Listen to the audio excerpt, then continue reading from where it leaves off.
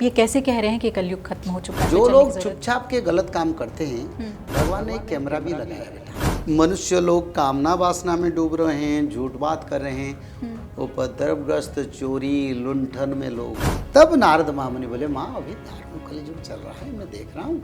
भले भगवान कृष्ण धरती छोड़ के गए, पर मात्र 1200-1400 साल में इतने कली का युवा अवस्था आ गया। अब कली तो करीब 1400 साल में अगर कली का युवा अवस्था आ गया तो 2800 साल में बुढ़ा पाएगा। हाँ, सत्ययुग का आयु था 17,28,000 वर्ष। त्रेता युग का आयु था 12,96,000 वर्ष। द्वापर युग का आयु था 8,64,000 और कलयुग का आयु 4,32,000। दुष्ट और दुष्ट के बीच में वार होगा। भारत में वार हुआ कि नहीं हुआ? कलयुग में तो पति पत्नी अलग होते, कलयुग में पिता पुत्र अलग होते, कलयुग में पिता को पुत्र हत्या करता है, कलयुग में माता को पुत्र हत्या करता है, और सभी प्रताड़ना प्रपंच कितने परिवार टूटता है। अन्न में जहर देंगे, भोजन में जहर देंगे, पराई पुरुष के साथ मिलके भी मृत्यु होगा। ये शास्त्र में मैंने बताया हूँ और आज हो रहा है, आप देख रहे हैं। मैं तो पहले से प्रचार किया हूँ। शेयर मार्केट, रियल एस्टेट, सोना में इन्वेस्टमेंट ना करो। तो ऐसे रात्र बीतता नहीं, दिन जाता नहीं, वो समय था। आज के दिन में दिन रात कैसे जाता है पता चलता है, दौड़ता है। कोरोना के मामले फिर से बढ़ते जा रहे हैं, आपने सुना होगा। अरे कोरोना से नहीं आया, कोरोना का पाप आएगा। एक डर परमाणु से भी लगता है। आगे भी कई प्रकार बीमारी, Africa, China, Pakistan, Japan, Europe से उत्पत्ति होगा। कोरोना का अर्थ क्या है बेटा? ना करो, ये पाप ना करो। तो कोरोना आया, सबको बोला ना करो, मारा नहीं, कुछ मरे हैं और को मैं छोड़ दिया। इस बार मरो ना आए। भारत के भविष्य जितने दिन प्रधानमंत्री नरेंद्र मोदी उतने दिन। नमस्कार, बहुत बहुत स्वागत है आपका अमर उजाला में। आपके साथ मैं हूं अभिलाषा पाठक। दुनिया में जो कुछ चल रहा है वो कभी कभी डराता है। कई देश जो युद्धरत हैं और इसके अलावा जिस तरीके की नेचुरल कैलेमिटीज़ आ रही हैं उससे हो रही मौत भी हमें डराती हैं। उड़ीसा में भविष्य मालिका का बहुत पहले उसे लिखा गया था और अब उसे डिकोड किया है एक स्कॉलर ने, और आज हम उन्हीं के साथ बैठे हैं इस पॉडकास्ट में समझने के लिए कि भविष्य मालिका ये कैसे क्लेम करता है कि कलयुग का अंत हो रहा है, सतयुग की शुरुआत हो रही है और भगवान कल की आएंगे और एक बहुत बड़ा युद्ध यानी महाभारत जैसा युद्ध होगा, एक वर्ल्ड वॉर होगा और उसके बाद भारत सबसे सुपर पावर के तौर पर उभर के सामने आएगा। स्वागत करती हूँ मैं उड़िया स्कॉलर पंडित काशीनाथ मिश्रा जी का। स्वागत है आपका अमर उजाला। जय जगन्नाथ। ये कैसे दावा किया जा रहा है कि कलयुग समाप्त हो गया? आप ये कैसे कह रहे हैं कि कलयुग खत्म हो चुका है? ये मेरा सबसे बड़ा गलती है। सबसे बड़ा गलती मैं समझ रहा हूँ, ताकि क्यों ये शास्त्रों को मैंने प्रचार किया। क्योंकि ये शास्त्र अगर प्रचार नहीं होता तो आज सारा दुनिया में जो हलचल सृष्टि हो रहा है, जो धर्म परिवर्तन हो रहा है, लोग मदिरा छोड़ रहे हैं, लोग भक्ति को ओर आ रहे हैं, लोग भागवत पढ़ रहे हैं और कई परिवार में शांति आ रहा है, उसका शायद जरूरी नहीं था। तो इसलिए मैंने तो लोगों का कल्याण के लिए शास्त्र को डिकोड किया था और ये शास्त्र का प्रचार किया था। लोग अगर इसके लिए डरते हैं तो मेरा शास्त्र का प्रचार का क्या मतलब है? आपके हिसाब से कलयुग कब खत्म हो गया? किस साल में खत्म हुआ? ये मेरा सबसे बड़ा विचारधारा अभी आता है। जो लोग डरते हैं शायद उन लोगों ने पाप किए हैं। जिन लोगों ने छुपा के या छुप के या अपने परिवार के हिडन के समय रह के गलत विचार गलत कार्य करके फिर साफ सुथरे होकर घूमते हैं, वही लोग इसके लिए डरते हैं। पर सच में जो धर्म के नाम कीर्तन भजन शाकाहारी है वो लोग आनंदित होते हैं, क्योंकि वो लोगों को आनंद होता है। इस समय युग परिवर्तन होगा, चारों ओर शांति आएगा और धर्म का जब विकास होगा तो धर्मी लोगों के लिए आनंद समय आएगा। यानी डरने की बात नहीं है, हमें इसे एक्सेप्ट करने की ज़रूरत है। तो करीब 1400 साल में अगर कली का युवा अवस्था आ गया तो 2800 साल में बुढ़ा पाएगा, वानप्रस्थ आएगा। 25 साल में युवा होते तो 50 साल में वानप्रस्थ आता है, जो 50 साल में बुढ़ापा आता है। बाल पकता है ना सब। मेरे भी बाल पके ना, मेरे को तो 60 साल हो गए जी, समझते ना। तो ऐसे मृत्यु और 15 साल जाता है, जितना युवा समय उससे आधा समय में मृत्यु, 65-70 साल में मृत्यु होता है। तो उसी हिसाब से अगर 1400 साल में आ गया हाँ। युवा, 2800 साल में वानप्रस्थ, वानप्रस्थ, तो 4200 साल में मृत्यु हो जाएगा। तो कलयुग को अभी 5200 साल हो रहा है, तो कलयुग कैसे रहा मेरे को बताइए। और कलयुग की आयु हर मनुष्य से जो आयु विचार होता है, युग से भी वही विचार होता है, विचार एक ही है। एक बार जरा युगों का वो आयु बता दीजिए। हाँ, सत्ययुग का आयु था 17,28,000 वर्ष। 17,28,000। पर कितना भोग हुआ सत्ययुग को। अच्छा, यानी पूरा नहीं हो पाया। एतद 12,000 चतुर्युगमिति श्रुतम सत्यं त्रेता द्वापरश्च कलिश्चेति चतुष्टयम। 4 युग का आयु 12,000 वर्ष ठहरा गया एक शास्त्र में, मात्र 12,000 जी। इसमें कली तो 5,000 ले लिया, समझते ना जी। तो 17,28,000 सत्ययुग का आयु था। तो हमने तो हमेशा सुनो जी बेटी जी। सुनो, त्रेता युग का आयु था 12,96,000 वर्ष। द्वापर युग का आयु था 8,64,000। अच्छा, और कलयुग का आयु 4,32,000। भगवान कल की आएंगे और वो अंत करेंगे और सतयुग की शुरुआत करेंगे। तो क्या आप कहना चाह रहे हैं कि भगवान कल की जो हैं वो अवतरित हो चुके हैं? तो सूरदास जी भगवान का बड़े भक्त हैं, उनका दिव्य वाणी को टलने वाले धरती पर कोई है आज तक? कौन टलेगा? वो भगवान का सखा थे, बंधु थे, बड़े भक्त थे और वो दिव्य जन्म लिए थे। तो उन्होंने क्या लिखे हैं इसके बारे में पहले मैं विचार करूँ, मैं भविष्यवाणिका का बात करूँगा जी। तो उन्होंने अपने एक दिन अपने शिष्य के साथ बैठे थे, तो शिष्य लोग बोले गुरुदेव अभी तो पाप बहुत बढ़ गया है, गोहत्या बढ़ रहा है, जीव हत्या बढ़ रहा है, लोग मांसाहारी बन गए और बड़ा पाप बढ़ रहा है, ये पाप का अंत कब होगा? आप चाहने से हो सकता है? जी। बोले मैं चाहने से कुछ नहीं होगा, उसका समय है। तब सूरदास जी ने बोले मैं बताता हूँ। एक पंक्ति उन्होंने गाए, जैसे रामचरितमानस है ऐसे पंक्ति गाए। रे मन धीरज क्यों ना धरे, संभवत 2000 के ऊपर ऐसा योग पड़े। रे मन धीरज क्यों ना धरे, पूरब पश्चिम उत्तर दक्षिण चतुर्दिग काल पड़े। रे मन धीरज क्यों ना धरे, अकाल मृत्यु जग माही व्यापी, अकाल मृत्यु जग माही व्यापी, प्रजा बहुत मरे। रे मन धीरज क्यों ना धरे, दुष्ट दुष्ट को ऐसे काटे, दुष्ट दुष्ट को ऐसे काटे, जैसे काट जरे। रे मन धीरज क्यों ना धरे,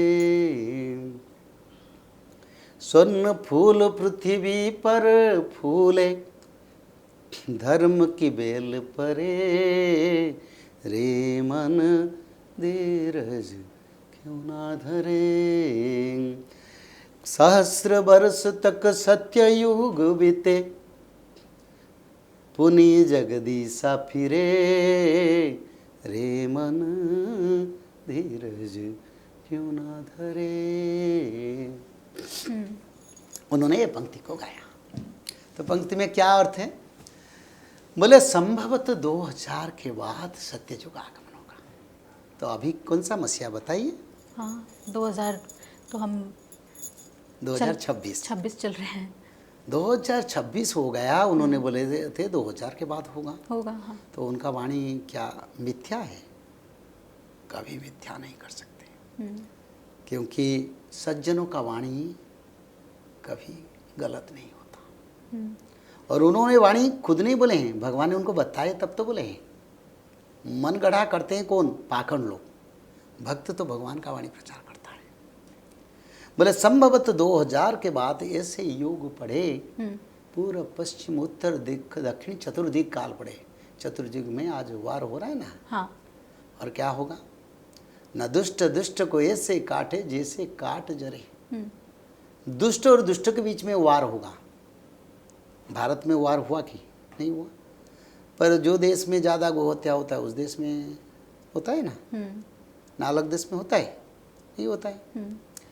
और पूर्व पश्चिम उत्तर दक्षिण चतुर्दिक काल पड़े, अकाल मृत्यु जग माही व्यापी। बहुत संख्या में अकाल मृत्यु होगा। अकाल मृत्यु का अर्थ क्या है? आकस्मिक मृत्यु। सैनिक मरते हैं, यंग लोग मरते हैं, युवा लोग मरते हैं। हाँ। उस देश में मरते हैं ना। और उसका बाद सुवर्ण युग चलेगा। और सुवर्ण युग में एक स्वर्णिमय युग में लोग शांति में रहेंगे। 1000 वर्ष चलेगा सत्य जग, और भगवान कल के रूप में जन्म होंगे। तो ये शास्त्र में लिखा, मैं प्रचार किया। जो आज से मेरे उम्र तो 60 साल हुआ, करीब 5127 साल हो गए कलयुग को, कोई प्रचार नहीं किए थे। अगर मैं प्रचार किया, शास्त्र में लिखा है, तो उसमें सुखी होना चाहिए, मनुष्य को सुखी होना चाहिए। सत्य युग आएगा। कलयुग को इतना प्रेम क्यों करते हैं? कलयुग में तो पति पत्नी अलग होते हैं, कलयुग में पिता पुत्र अलग होते हैं, कलयुग में पिता को पुत्र हत्या करता है, कलयुग में माता को पुत्र हत्या करता है, और सभी प्रताड़ना प्रपंच। कितने परिवार टूटता है, कितने माता लोग रोते हैं, अपने जीवन में कितना दुख लोग पाते हैं, फिर भी वो कली को समर्थन करते हैं। लेकिन ये सब कुछ तो अभी भी चल रहा है ना। कितने सारे देखिए प्रेमिकाएं या मंगेतर या शादीशुदा लड़कियां अपने पतियों को मार दे रही हैं, और ऐसे ही मतलब छोटे बच्चों के साथ कितनी तरीके के मामले आ रहे हैं, इतने सारे मर्डर केसेस हो रहे हैं। और रिश्तों का जिसको हम बोलते हैं, ये अच्युतानंद ने मालिका में लिखे थे। मैंने प्रचार किया हूँ कई साल पहले। अन्न में जहर देंगे, भोजन में जहर देंगे, पराई पुरुष के साथ मिलके भी मृत्यु होगा। ये शास्त्र में मैंने बताया हूँ, और आज हो रहा है, आप देख रहे हैं। मैं तो पहले से प्रचार किया हूँ। और क्या क्या लिखा है भविष्य मालिका में? ये लिखा है ना, हर परिवार टूटेगा, पिता पुत्र अलग रहेंगे, पति पत्नी के बीच में प्रेम भाव नहीं रहेगा, स्वार्थ पैसा के पीछे सब भागेंगे, जिसका पास पैसा है उनका पास सब रहेंगे, जन्म करने वाले संतान को छोड़ के घर तोड़ के लोग जाएंगे। सब तो हो रहा है ना माँ। और इसमें विश्व युद्ध का भी लिखा है, इसमें पंचभूत प्रलय का भी लिखा है, इसमें धर्म का रक्षा, धर्म प्रचार का लिखा है, सब कुछ लिखा है। अच्छा, ये भी बताइए कि कलयुग में कहा गया था कि सोने में ही जो कली होगा वो सोने में ही वास करेगा, कलयुग उसी में वास करेगा। वो राजा परीक्षित के मुकुट में वो बैठते हैं। तो अब जो सोने की कीमतें इतनी ज़्यादा बढ़ रही है, क्या इसको लेकर भविष्य मालिका में कुछ लिखा गया है? आगे क्या ये और ज़्यादा कीमती होता जाएगा, सोना चांदी? मैं 4 साल पहले सोना में इन्वेस्टमेंट करने के लिए मना किया था। पिछले साल भी बताया था। आप मेरे देखिए, मेरा करीब 100 पॉडकास्ट है। मैं उसको सेसियली बोला था लोगों को, शेयर मार्केट, रियल इस्टेट, सोना में इन्वेस्टमेंट ना करो। तो सोना में क्यों मैंने बोला था? क्योंकि मेरे को ये पता था सोना 0 होगा। तो आज की भी दिन भी समय है, जो लोग सोना में इन्वेस्टमेंट करते हैं उनको इन्वेस्टमेंट नहीं करना चाहिए। वजह क्या है? वजह ये सुवर्ण युग आएगा तो सोना का क्या कीमत रहेगा? लोहे के युग में लोहा का कीमत क्या है बेटा बताओ? यानी कि स्वर्ण युग। सुनो, you have to discuss with me. Just ये मैटर पर हमको डिस्कशन करना है, क्योंकि ऑडियंस को जरूर। अभी लोहा का कीमत 1 केजी का दाम 25 रुपया। अगर सोना का 1 केजी का दाम 25 रुपया रहेगा तो सोना को क्यों इन्वेस्टमेंट करेंगे? इतना सोना पा जाएंगे हम? पाएंगे नहीं बेटा। तो सुवर्ण युग है, गोल्डन एज। तो गोल्डन एज का अर्थ क्या है? सोने के थाली में खाएंगे, सोने के दरवाजा लगाएंगे, सोने के बेड में सोएंगे, तो सोना लगेगा सब कार्य में, लोहा नहीं लगेगा। अब जानते हैं शास्त्र में लिखा है सत्ययुग सोने का युग है। अच्छा। सुवर्ण युग। त्रेता युग चांदी का युग है। त्रेता युग में जो सिक्का रामचंद्र का सब मिलता है ना, वो चांदी का है। और सुवर्ण मुद्रा भी मिलता है, जो सत्ययुग का। अभी कभी प्रत्नतत्व म्यूजियम में देख सकते हो। और द्वापर युग में कांस्य का युग। कांस्य युग। अच्छा। और कलयुग लोहे का युग। इसलिए लोहा का कीमत कुछ भी नहीं है। 25-30 रुपया में, 15 रुपया में लोहा 1 केजी मिल जाता है। आगे भी सोना का ऐसा होगा। यानी सोने में इन्वेस्ट नहीं करना चाहिए। अरे सोना का युग आ रहा है तो सब लोग सोने में, गरीब धनी सब लोगों का घर में दरवाजा सोना लगे। और रियल एस्टेट भी नहीं, यानी घर नहीं खरीदना चाहिए। मैं कहता हूँ, क्योंकि मैं कहता हूँ जो रियल एस्टेट है जिसका, उसको संपन्न कर ले उस कार्य को, कम से कम 3 साल इंटरवल दे दें। 28, 29, 30। अच्छा, ये जो इतने दुनिया भर में जो युद्ध चल रहे हैं, क्या ये रुकेंगे 2026 में, या फिर ये बिल्कुल वर्ल्ड वॉर का रूप ले लेगा? भविष्य मालिका में क्या लिखा है? देखो, नदी का बंध जब तोड़ता है ना, वो विनाश करता है। कई समय से युद्ध नहीं था और ये बंध तोड़ चुका है। ये विनाश करने के बाद रुकेगा। एक के तृतीय पूर्ण विश्व युद्ध के बाद ये युद्ध रुकेगा, आम नहीं रुकेगा। और इसमें हम, यानी भारत के लोग क्या इसमें सम्मिलित होंगे या हम बचेंगे इससे? भगवान का भजन करेंगे, हाँ। दया दान करेंगे, पुण्य कार्य करेंगे, त्रिकाल संध्या करेंगे बचने के लिए। आगे भागवत पढ़ेंगे, बस बचेंगे। वार तो होगा, भारत पाकिस्तान चाइना वो वार होगा, तुर्की भी आएगा इसमें, बांग्लादेश आएगा, बड़ा भयंकर युद्ध होगा आगे। भारत को युद्ध लड़ना पड़ेगा। युद्ध लड़ने से हमको क्या लेना देना? तो हमें बचाने कौन आएगा? जो हम, क्या भगवान कल की जन्म ले चुके हैं? मैं फिर उसी प्रश्न पे भगवान बचाएंगे। जो लोग धर्म में रहेंगे, जो लोग पाप में रहेंगे, उनको कैसे बचाएंगे? तो कल की जन्म ले चुके हैं। मैंने बोला ना, सहस्र वर्ष तक सत्य युग बीते, पुनि जगदीशा फिरे। अच्छा, 2000 के बाद 1000 वर्ष सत्य युग आएगा, जगदीशा यानी कल की आएंगे। तो लिखे, और 2000 मसीहा तो जा चुका है, कल की कैसे नहीं जन्म होंगे? शास्त्र में सूरदास जी का वाणी के ऊपर मेरे विचार कुछ कर सकूंगा? अगर मैं करूंगा तब मेरे को लोग क्या बोलेंगे? कोई ये शास्त्र विरोधी है। तो अब जो उनका स्वरूप बताया गया है कि वो घोड़े पे बैठकर और तलवार लिए हुए बिल्कुल दिव्य रूप में अवतरित होंगे, ऐसा कुछ नहीं है। ऐसा कुछ नहीं, वो साधारण संभल में जन्म उनका हाँ, होगा। संभल में जन्म होंगे। हाँ, उत्तर प्रदेश के उत्तर संभल प्रदेश मुरादाबाद संभल में कल की भगवान का जन्म का स्थान हम कहते हैं। पर ऐसे ही बहुत सारे संभल है। उड़ीसा में भी है एक, बहुत सारे संभल है। बहुत संभल है, मतलब भारत में या भारत से बाहर? नेपाल में एक संभल है, बागमती क्षेत्र। ठीक है।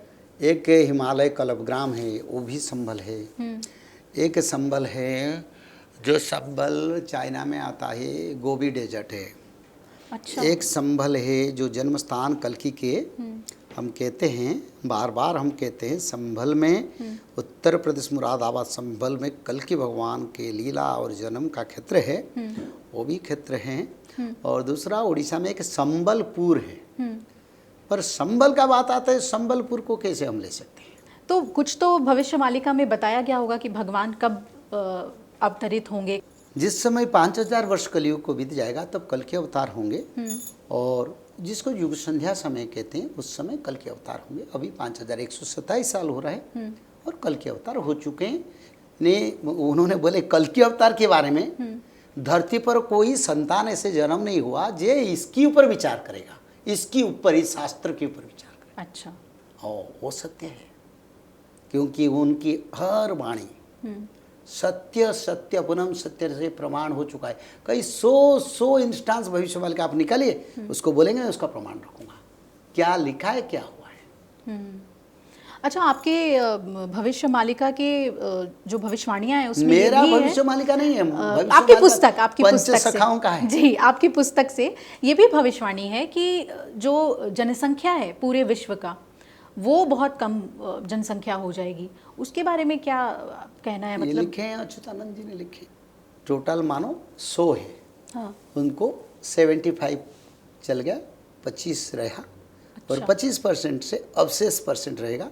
मानो एक गिलास पानी से थोड़ा लास्ट को पीते पीते छोड़ देंगे, उतना बचेंगे। 8 अरब के करीब हैं विश्व में। 840 करोड़। 840 करोड़, तो उसमें से कितने रह जाएंगे? मैं इसको नहीं विचार करूंगा, मैं तो विचार करता हूँ 75% अवशेष लोग रहेंगे, क्योंकि लोग आजकल बड़ा बुद्धिमान हुए। बोले आप क्यों बोलते हैं ऐसे, इतने लोग जाएंगे? मैं बोलता हूँ, मैं यही बोलता हूँ। तो क्या ये सारे लोग युद्ध में ही मारे जाएंगे, या मरने के क्या कारण होंगे? क्योंकि भविष्य मालिका की एक भविष्यवाणी कोविड-19 भी थी, तो क्या कुछ ऐसा होगा एक बार फिर से, कोई महाबीमारी? किस तरीके से इतने लोगों का विनाश होगा? यानी योगमाया शक्ति से जी 64 कोटि योगिनी, 9 कोटि कांतनी, और सब संसार में मनुष्य शरीर में आके जाके डायरिया, ब्लड वोमिटिंग, कोरोना जैसे वायरस ऐसे रोग में प्रकट होंगे। कोरोना के मामले फिर से बढ़ते जा रहे हैं, आपने सुना होगा। अरे कोरोना से नहीं आएगा, कोरोना का बाप आएगा। तो इसीलिए तो हमको रोज लोग निंदा करते हैं, मेरे पीछे पड़े हैं, मेरा लाइफ रिस्क है, स्टिल मैं धर्म प्रचार करता हूँ, क्योंकि इसका प्रचार नहीं होगा तो करोड़ करोड़ लोगों का जीवन दाव पर लगेगा, लोग बच नहीं पाएंगे। इसलिए मैं उसका प्रचार करता हूँ। लोग मर जाएंगे, कोई नहीं सोचता इसका, हम सोचते हैं, क्योंकि हमारा जीवन को बाजी लगा के हम धर्म प्रचार करते हैं। हर दिन निंदा है, किसी दिन निंदा से दूर नहीं, और इसीलिए हमको निंदा मिलता है, क्योंकि हम कलयुग से धर्म प्रचार करने के लिए आए। तो एक थ्योरी थी वुहान लैब वाली कि वहाँ पर बनाया गया वायरस को, आप मानते हैं कि जो देश लड़ेंगे कोई बनाता नहीं, सब भगवान का इच्छा से सृष्टि होता है। मनुष्य कोई वायरस सृष्टि कर सकता है? एक मनुष्य सृष्टि करके दिखा दे, एक बकरी सृष्टि करके दिखा दे, एक मुर्गी सृष्टि करके दिखा दे। दो तीन चीजों से सब दैवीकृत है। हाँ, पाप जिस देश में होता है उनका विनाश का तरीका भगवान ढूंढने हैं। एक डर परमाणु से भी लगता है। आगे भी कई प्रकार बीमारी Africa, China, Pakistan, Japan, Europe से उत्पत्ति होगा। महामारियां 64 प्रकार की बीमारी, कोविड से बहुत बार। आपने तो बोल दिया, बाप बोल दिया कि उसका भी बाप आएगा। यानी कोविड क्या क्या, कोरोना, कोरोना का अर्थ क्या है बेटा? ना करो, ये पाप ना करो। तो कोरोना आया, सबको बोला ना करो, मारा नहीं, कुछ मरे हैं और को मैं छोड़ दिया। इस बार मरोना आएगा।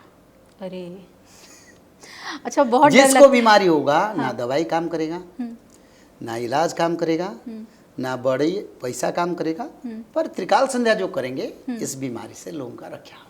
अच्छा, त्रिकाल संध्या तो मैं आपसे पूछूंगी, ये मैंने सोचा हुआ था आपसे सवाल पूछना है। अब ये बताइए कि जो डर लगता है लोगों को, एक तो कोरोना जैसी बीमारी से डर लगता है और दूसरा ये जो इतने सारे देश आपस में लड़ रहे हैं, देखो और बेटा, धमकी डर देते क्यों हैं लगता है? परमाणु नहीं बेटा सुनो, पहले उसके ऊपर डिस्कस करो जी। लोगों को डर क्यों लगता है? जिन्होंने पाप किया वो डरते हैं, जो धर्म किए वो चाहते हैं। नहीं, लेकिन ट्रम्प जैसे कुछ ऐसा लगता है जैसे सन की कोई राष्ट्राध्यक्ष हो गया, वो कुछ भी बोलते हैं, कुछ भी कहते हैं, तो डर लगता है ना कि फैसले तो कोई राष्ट्राध्यक्ष ही लेता है, लेकिन उसमें मारे जाते हैं आम लोग। युद्ध होता है तो जो निर्दोष हैं वो भी तो मारे जाते हैं। तो बेटी, निर्दोष कभी नहीं मरते। अच्छा, निर्दोष कभी नहीं मरते, ये शास्त्र में लिखा है। बिना कर्म से किसी का आयु नहीं लिखा था, बिना कर्म से कोई मनुष्य का मृत्यु नहीं होता। जिसका मृत्यु होता है उनका आयु नहीं है, उन्होंने पूर्व जन्म से कर्म नहीं किया। तो बेगुनाह लोग कैसे मरेंगे, मैं कैसे बोलूँगा? शास्त्र में भगवान क्या अन्याय करते हैं? नहीं, भगवान अन्याय नहीं करते। स्वकर्म सूत्राय ग्रथिताय लोका, मनुष्य अपना कर्म करता है, फल भोगता है, भगवान का दोष देते हैं। बेगुनाह कहाँ मरते बेटा? हम देखने से बेगुनाह है, उन्होंने कोटि जन्म लेके फिर दूसरा मानव जन्म लिया है। उस जन्म में जो कर्म किया उसका कौन विचार करेगा? बिल्कुल। तो यानी कि परमाणु युद्ध होगा, परमाणु युद्ध से मनुष्य को डरना नहीं चाहिए, मान के चले कि ये होगा। परमाणु युद्ध होगा, परमाणु युद्ध होगा, रेडिएशन भी होगा, बहुत प्रकार युद्ध होगा। नारायणी सेना का भी युद्ध होगा, आध्यात्मिक युद्ध भी होगा, मनुष्यकृत युद्ध भी होगा, बहुत प्रकार युद्ध होगा। तो परमाणु युद्ध कौन करेगा? अमेरिका से ही शुरुआत होगी या फिर इसमें मिडिल ईस्ट, कौन से देश को आप देख रहे हैं ऐसा कदम उठाते हुए? इसको तो एक प्रश्न आपने रशिया, किया। चाइना, अमेरिका, बेटी देखो, पाकिस्तान, भारत। सुनो बेटा जी, तुमने इसके बारे में शास्त्र में नहीं लिखा है, पर परमाणु युद्ध लिखा है। अगर तुम ये प्रश्न पूछते हो तो परमाणु युद्ध का जो मूल तत्व पहला शुरुआत अमेरिका से होगा। अमेरिका से ही होगा जी। ये शास्त्र में लिखा नहीं, ये मेरा मन को भगवान ने जो बताया मैं बता दिया जी। भारत बच सकेगा इससे? भारत हमेशा बचा है। कितने मुगलों ने अटैक किया, कितने फिरिंगों ने अटैक किया, किसने भारत को अधिग्रहण करके रखा है? तपोभूमि है ये, तपो का बल मिलेगा भारत को। भारत हमेशा बचा है, भारत बचेगा, भारत में क्या समस्या? अच्छा, ये बताइए कि कल्कि के मदद के लिए भी क्या कुछ लोग अवतरित होंगे? क्या वो समय जो होगा, वो जो काल होगा, वो ऐसा होगा जिसमें बहुत ऐसी आत्माएं, जीवात्माएं धरती पर आएंगे जो उस पूरे कार्य को करेंगे, क्योंकि हम महाभारत में अगर देखते हैं तो हर एक पात्र जो है वो अपने आप में वो निहित था कि उसे आना है और ये कार्य को करना है। तो क्या देखो बेटी, महाभारत जैसा कोई महायुद्ध भी होगा? बताता हूँ बेटी जी। इसमें 3 प्रश्न आ गया। एक हाँ, प्रश्न बहुत आया हाँ। कल्कि का कोई मदद करेंगे। महाभारत युद्ध में भले अर्जुन ने बाण उठाया, पांडवों ने धर्म युद्ध में लड़ाई किया, पर बेलाल सेन को जब पूछा गया किसने मारा तो उन्होंने क्या जवाब रखा? बोला सिर्फ सुदर्शन चक्र चल रहा था। सुदर्शन चक्र। तो सब सोचते हैं अर्जुन वीर है, पांडव वीर है, तो वीर तो भगवान की इच्छा से हुआ। तो इसलिए कृष्ण भगवान का मदद किसी का जरूरत नहीं था। उन्होंने अर्जुन को बोले भले अर्जुन तू उनको नहीं मारोगे, पर मेरे विचार से मैं उनको मार चुका हूँ, पर तेरे को श्रेय देने के लिए, तेरे को सम्मान देने के लिए मैं युद्ध को तेरे कहता हूँ तू बाण उठाओ। पर ये तो मर चुके हैं मेरे आंखों से, सब मर चुके हैं, कोई बाकी नहीं है। तो इसलिए कल्कि भगवान कृष्ण भगवान से 4 गुना शक्ति से आएंगे। 4 गुना? अच्छा, जैसे 16 कला कृष्ण की थी, हाँ। तो इनकी कितनी कला होंगी? कल्कि भगवान 64 कला में आएंगे। 64 कला। संगं चतुष्षष्टि कलम धनुर्वेदादि कंचद, शास्त्र में लिखा है ना, संगं चतुष्षष्टि कलम धनुर्वेदादि कंचद समाधित्यो जमदग्नात् कल्कि प्राह कृतांजलि, ये लिखा है शास्त्र में। अच्छा, तो उनको किसी की मदद की जरूरत नहीं होगी। निगृह बोधान दे मरुश्च स्थापयसी वयमे तष्टु संतुष्टा साधु कृते सदक्षिणा यज्ञ दानम तपो कर्मम करिष्यामि यथोचितम। कल्कि भगवान 64 कला, स्वर्ग मर्त्य पाताल ब्रह्मांड उनके नाम से वाइब्रेशन। अच्छा। नाम जो कल्कि भगवान के माधव नाम भजते हैं ना, सभी देवी देवता आशीर्वाद मुद्रा में उनको देखते हैं, क्योंकि कल्कि भगवान बड़ा विनाशकारी और उद्धार करेंगे। विनाश करेंगे और उद्धार करेंगे। विनाश यानी पापियों के लिए विनाश सृष्टि करेंगे, तो उनका कोई जरूरत नहीं, वो अकेले सब कार्य 14 सप्त ब्रह्मांड में धर्म संस्थापना करेंगे। अच्छा, जो हमारा एक धरती पर नहीं, 7 ब्रह्मांड में कल्कि धर्म संस्थापना करेंगे इस समय। 7 ब्रह्मांड में? हाँ, मतलब हम ये क्या मल्टीवर्स की बात कर रहे हैं? नहीं, पाताल लोक में भी, साइंस में पाताल लोक में भी बलि को लाएंगे, इंद्र पद देंगे, वहीं पर धर्म संस्थापना होगा। स्वर्ग लोक में धर्म दूसरा नया इंद्र को बैठाएंगे। बहुत कुछ का काम कल्कि करने के लिए आ रहे हैं, इसलिए तो पूर्ण कला में आ रहे हैं। अच्छा, पूर्ण सच्चिदानंद सोई आ रहे हैं। अच्छा, मुझे ये बताइए कि थोड़ा सा पॉलिटिकल सवाल है। तो कहा जाता है कि पॉलिटिकल जो अभी क्या जो मिलेगा, सुनो। हाँ। राजनीति राजाओं का है, हम जैसे भिखारी लोगों से राजनीति से क्या बोलेंगे। हाँ, लेकिन देखिए ना, जिस तरीके से राम मंदिर में चढ़ावा चोरी हुआ, और भी कुछ मंदिरों से ऐसी खबर आने लगी, और हाँ देखे, राम मंदिर से जो हुआ ये तो सबसे बड़ा पाप है। इस पाप का कोई विचार नहीं है। कौन सा मंदिर में चोरी नहीं होता, उसको भी मेरे को बताओ। कौन सा मंदिर में चोरी नहीं होता? चारों धाम का बोलो, कहाँ भी देखो। तो अब इसको कलयुग का हम जाना ही माने, जो चीजें सामने आ जा रही हैं। कितने केसेस वो राज्य में हाई कोर्ट में चल रहा है, सुप्रीम कोर्ट में चल रहा है इसके बारे में। तो चोरी तो चलता है ना। तो ये जो एक थोड़ा सा ज्योतिषीय जो बेसिस है, वो गुरु का एक जो कहते हैं कि गुरु कर्क राशि में जब आते हैं, तो ये भी थोड़ा समझा दीजिए। क्या इसको ही मेन बेसिस माने इन सारी भविष्यवाणियों का? अभी बृहस्पति जी अतिचारी गति में है। हाँ। धर्म का प्रकाश होगा। अच्छा, धर्म का प्रकाश होगा का अर्थ क्या है? जो लोग चोरी करेंगे वो पकड़ा जाएंगे। अच्छा, यानी चोरी करते थे, बृहस्पति अतिचारी गति हुए, इस समय जो जो चोरी किए थे सबका इतिहास खुलेगा। तो इसलिए धर्म का प्रकाश हो रहा है, सत्य जो का आगमन हो रहा है, सत्यता का प्रतिपादित हो रहा है, वही बात है। भारत का भविष्य कैसा देख रहे हैं आप? भारत का भविष्य उज्जवलमय, धरती का भविष्य भी उज्जवलमय। कब तक बच के रहने की जरूरत है, और त्रिकाल संध्या क्या है वो बता दीजिए, आखिरी सवाल में। बचना तो सबको चाहिए, मैं तो चाहता हूँ सब मानव का कल्याण हो, मैं किसी का विरुद्ध में नहीं बोलता हूँ। 2034 36 नहीं, इसके बारे में विचार नहीं करेंगे। इतना विचार करेंगे, बड़ा आपद आ रहा है, लोग धर्म को पकड़े, त्रिकाल संध्या करें, जिसमें वो मानव लोग आने वाले चुनौतियों को हम सामना करें और हमारा विजय हो, हम राम राज्य बचाएं। बहुत लंबी बातचीत आपसे हुई है और कई बातें हमें पता चली। कुछ सवाल ऐसे भी थे जो कि आप उसमें घिरते हैं, तो उस पर भी आपने बड़ी बेबाकी से जवाब दिया। बहुत बहुत धन्यवाद आपका।